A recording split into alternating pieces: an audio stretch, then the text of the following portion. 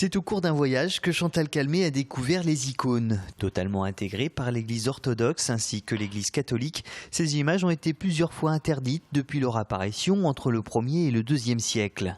La technique a traversé les âges et on peut observer une étonnante continuité de cette peinture dédiée à la gloire de Dieu. Ce sont des images religieuses qui représentent des sujets religieux, des saints, des anges, le Christ, la Vierge, Saint Joseph, etc. Et qui sont vénérés. Voilà 4 ans qu'elle s'est formée à cette pratique picturale très particulière et tout commence par le sujet.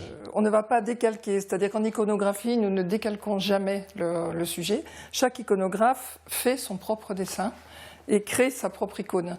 Autre particularité, le support. Ici, ce n'est pas une toile qui reçoit l'œuvre, mais une planche de bois.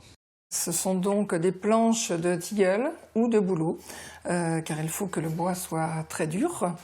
Et tout comme le support, l'apprêt est naturel, un mélange de colle de peau de lapin savamment dosé avec du blanc de meudon.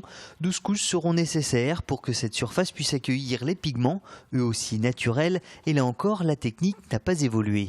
Les icônes sont faites avec des pigments naturels, et on va mélanger ces pigments avec de l'œuf. C'est-à-dire, c'est ce qu'on appelle la méthode du Moyen-Âge, c'est la méthode à la tempéra à l'œuf. Une technique qui a largement fait ses preuves, mais patience, persévérance et minutie sont les maîtres mots d'un tel ouvrage. Aussi, il faudra 6 couches par couleur, du plus clair au plus foncé, avec un temps de séchage de 24 heures entre chaque couche. Restera à poser la lumière et là encore, entre 6 et 12 couches seront nécessaires. Un travail qui s'effectue dans le temps et qui invite à la méditation. Je travaille dans le silence et ça incite beaucoup à la méditation et à la prière, effectivement.